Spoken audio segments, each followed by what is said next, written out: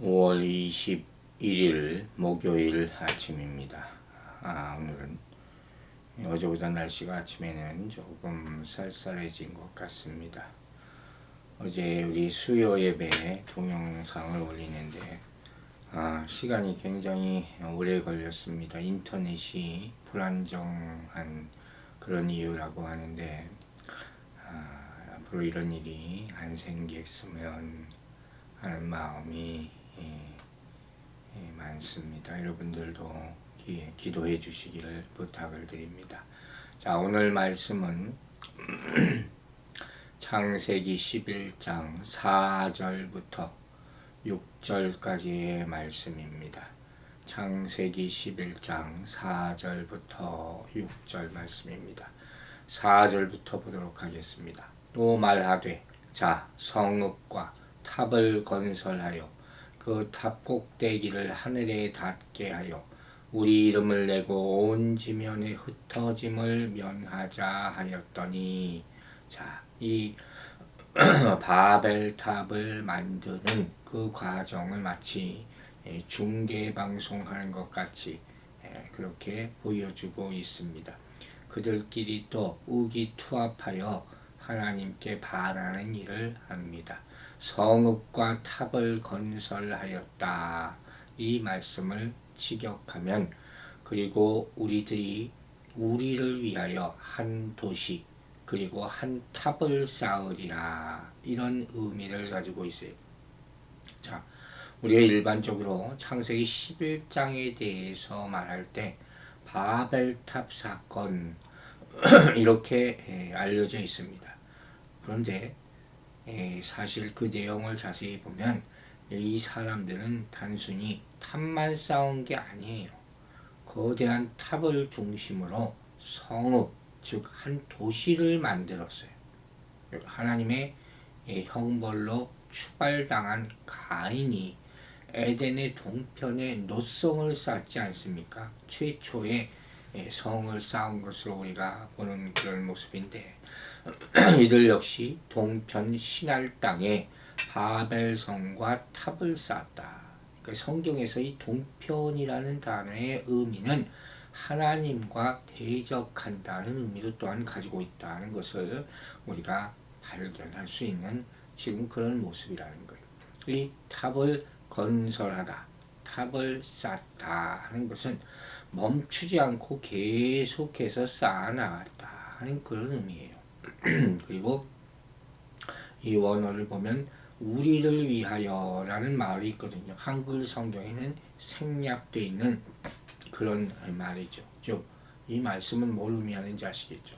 이들이 탑을 쌓는데 하나님의 영광을 위해서 하지 않았다. 즉, 하나님의 영광을 위해서 살아야 할 하나님의 형상대로 지음받은 인간이 스스로를 위하여 살려는 이기적인 인생관을 벌써부터 가지고 있었음을 우리가 볼 수가 있는 것입니다.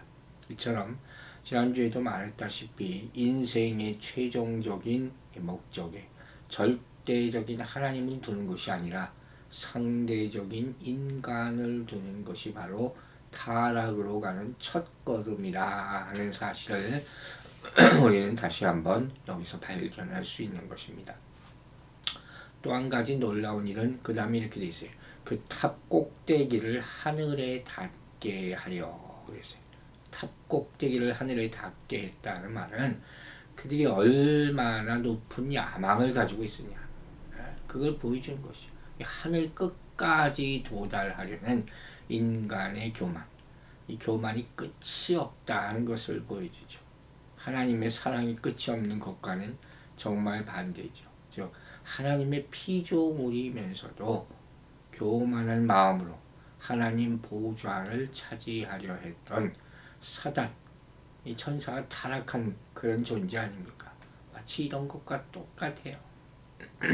그러나 한낱 피조물에 불과한 이런 인간들의 헛된 교만은 반드시 좌절될 것이다 하는 것을 알아야 됩니다.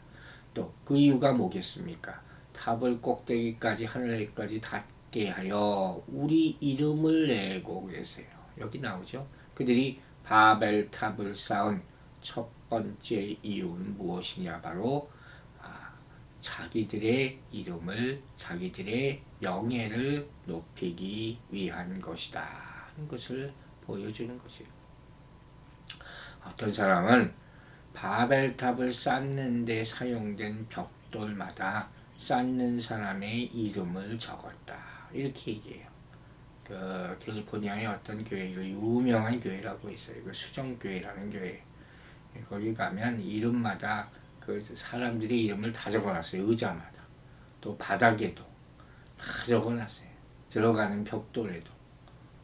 화려하기로 유명한 그런 교회예요. 예배 시작하면 유리 창문이 다 커튼이 젖혀지고 햇빛이 쫙 들어오고 그야말로 장관입니다. 그런데 벌써 좀 됐죠. 팔렸어요. 그 외형적인 것, 이름을 나타내려 하는 것, 아무 소용이 없다는 것을 다시 한번 보여주고 있는 것입니다. 지극히 이기적인 명예욕에 사로잡혀 그들은 이 탑을 건설했다 하는 것입니다. 하지만 이렇게 바벨탑을 쌓으려는 자들이 너무도 어리석었다 하는 것을 오늘날까지 그 이유가 이렇게 전해지듯이 하나님을 배제하고 자신의 명성만을 드러내려는 인간의 인위적인 노력은 결코 실패할 수밖에 없다. 결국은 다 실패한다는 것을 우리는 명심해야 될 것입니다. 또 흩어짐을 면하자 하는 것이 바로 바벨탑을 쌓은 두 번째 이유예요. 즉 보면은 홍수 이후 노아의 후손에게 주신 하나님의 언약이 있죠. 생육하고 번성하여 땅에 편만하여 그 중에 번성하라 하는 말이에요. 하나님이 흩어져서 그 축복을 나누라 하신 명령, 그것을 반하는 거예요. 정면으로 반하는 거죠. 그러나 분명히 말하듯 미약한 인간은 천지를 창조하시고 이 세상 역사를 주관하시는 절대자 하나님의 뜻이 이루어지는 것을 방해할 수 없습니다. 바벨탑을 쌓으려는 인간의 시도가 실패할 수밖에 없었던 근본적인 이유가 바로 여기에 있다는 것을 우리는 명심해야 될 것입니다. 자, 이와 같이 3절과 4절의 모습이 크게 두 가지 의미를 가지고 있죠. 첫째, 하나님과 같이 되려고 하는 인간의 교만한 의지 모습입니다. 두 번째, 하나님의 명령을 거역하겠다는 교만한 마음이죠. 이 3절과 4절을 통해서 두 번이나 말하되 서두에 나와 있어요. 서로 야합한 거죠. 서로 격려하여 악을 행하는 그런 일에 힘쓰는 인간의 죄된 악한 모습을, 교만한 모습을 본문이 보여주고 있는 것이에요. 이제 5절 보겠습니다. 여호와께서 사람들이 건설하는 그 성읍과 탑을 보려고 내려오셨더라. 자, 이 모습은 이제 그들에 대한 하나님의 반응이 나타나는 것이죠. 하나님이 계속 이것을 보고 계셨어요. 이렇게 내려와 보셨다는 것은 바벨탑 건축이 얼마나 잘 되고 있나, 얘들이 뭘 하고 있나, 그것을 보려는 그 외형적인 모습을 보려는 의미도 있겠지만 진짜 중요한 의미는 뭐겠습니까? 바벨탑을 건축하려는 인간의 죄악된 동기를 보시는 거예요. 그것을 꿰뚫어 보시겠다는 그런 의미입니다. 이와 같이 하나님께서는 인간의 죄악된 행동뿐만 아니라 속마음, 숨어서 행하는 모든 것까지 하나도 빠짐없이 감찰하시는 전지하신 분임을 알아야 될 것입니다. 여호와께서 사람들이 건설하는 하는 말씀에서 여기서 말하는 사람들은 히브리어로 베네 하아담 하는 말이에요. 이 하아담 하는 소리는 아담의 아들들 하는 소리예요. 아담의 아들들. 이거 뭘 의미하는지 아시겠죠? 바벨탑을 쌓는 자들이 바로 죄의 시초가 되었고 아담의 후손임을 그 아담의 후손임을 시사해 주고 있는 거예요. 또 여기서는 노아의 아들들 이렇게 표기하지 않았다는 것이죠.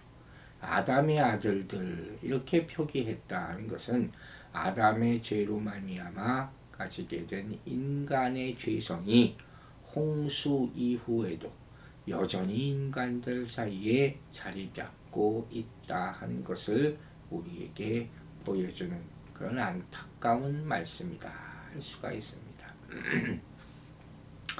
11장 6절입니다. 여호와께서 이르시되 이 무리가 한 족속이요 언어도 하나이므로 이같이 시작하였으니 이후로는 그 하고자 하는 일을 막을 수 없으리로다. 자, 이 안타까운 모습이 이제 나타나죠. 이 모습은 뭡니까? 여호와께서 이 땅에 내려오셔서 인간들의 행위와 마음을 감찰하신 결과로 이와 같이 말씀하신 것이에요. 하나님께서 세상을 향해서 또 어떤 사람은 하나님 스스로에게 이렇게 다짐하듯이 말씀하신 것이다. 이렇게도 해석하기도 합니다. 여호와께서 이르시되 하고 원어 성경을 보면 보라 하는 말이 또 생략됐어요. 많은 경우에 보라 하는 말이 생략된 것을 볼 수가 있습니다. 즉 이는 하나님의 뜻을 따르지 않고 마음대로 행동하는 인간에 대한 안타까움을 드러내기 위해서 사용된 감탄사다 할 수가 있는 것이 탄식하시면서 사람들에게 또 스스로에게 말씀하셨다 하는 것입니다. 그리고 이렇게 말씀하십니다. 이 무리가 한 족속이요 언어가 하나이므로 직역하면 보라 그들 모두에게 한 족속 그리고 한 언어 이런 뜻이에요. 여기서 한 족속은 합치다라는 족속 같이 동여매다 동질성이 강한 그런 집단을 말합니다. 어제도 이런 의미를 얘기한 바 있습니다. 물론 본문에서 이 말은 당시 바벨탑을 쌓던 사람들이 모두 노아의 후손으로 기본적으로 혈연적인 동질성을 가지고 있었다 하는 것을 나타내 주겠죠. 그러나 또 한 가지 중요한 의미가 있죠. 바로 그들이 혈연적인 동질성을 가지고 있을 뿐만 아니라 하나님을 뜻을 버리고 바벨탑을 쌓으려는 범죄에 동참하는 동질성, 즉 같은 죄를 짓는 동질성도 가지고 있었음을 암시하는 그런 말이에요. 이와 더불어서 인류는 원래 한 언어를 사용하였다 하는 사실이 이렇게 1절에 이어서 본문에도 다시 한번 지적되고 있는 것은 앞으로 전개될 다양한 언어를 사용하는 사회가 하나님께서 본래 창조하신 상태와는 거리가 먼 타락의 결과라는 것을 우리에게 모든 인류에게 분명히 알려주기 위함이라 하는 것이에요. 자, 하나님으로 이같이 시작하였으니 이후로는 그 하고자 하는 일을 막을 수 없으리로다. 이같이 시작하였으니 란 말은 직역하면 그리고 이것은 행하기 위한 시작이다 이런 뜻이라고 포리하고 있습니다. 다시 더 쉽게 풀자면 그리고 이것은 그들이 하려는 것의 시작일 뿐이다 이런 말이에요. 즉 이 말씀은 당시 이들이 행하는 일은 단지 죄의 시작에 불과하다 하는 뜻이죠. 하나님을 떠난 자들은 그 마음이 이미 병들어 있기 때문에 계속해서 더 큰 죄를 지을 수밖에 없는 그러한 안타까운 모습을 보여주고 있는 것입니다. 그 하고자 하는 일들 직역하면 하고자 그들이 계획하는 모든 일을 하는 말입니다. 여기서 하고자 하는 것은 심사숙고하다 하는 의미를 가지고 있어요.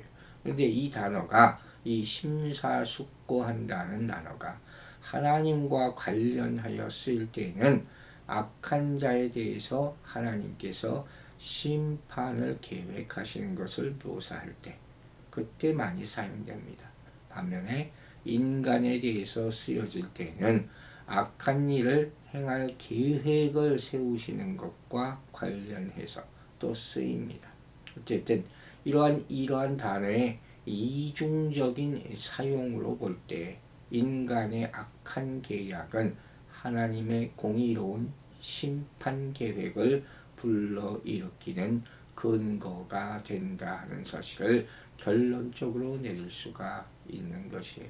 인간이 악한 계획을 품음으로 말미암아 하나님께서 심판을 결심하게 되는 것이죠. 마지막으로 막을 수 없으리로다 하는 거예요. 그들이 경영하는 것이, 꾀하는 것이 계속 금지되지 못한다 하는 의미를 가지고 있어요. 즉 자유의지를 가진 인간이 계속적으로 악을 꾀한다면 그 악한 뜻은 이루어질 것이다 하는 것이죠.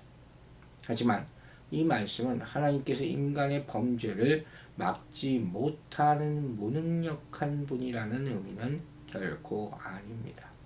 하나님은 단지 이제 최후 심판 이전까지는 인간의 자유의지를 존중하여 그냥 내버려 두실 것임을 암시하고 있는 것입니다. 하나님은 이와 같이 어째서 이러한 일이 벌어지게 되었는지, 그들이 바벨탑을 세우고 또 그들이 다른 언어를 사용하게 되었는지 그 원인에 대해서 설명을 해 주십니다. 그리고 이후로는 그 하고자 하는 일을 막을 수 없으리로다 하고 말씀하시면서 문제가 얼마나 심각한지에 대해서도 지금 안타까운 마음으로 이렇게 말씀하고 계신 것입니다. 하나님께서는 인간의 경영, 즉 저의 계획하는 바가 계속 악한 결과를 가져오게 될 것이다, 이렇게 판단하시는 것입니다.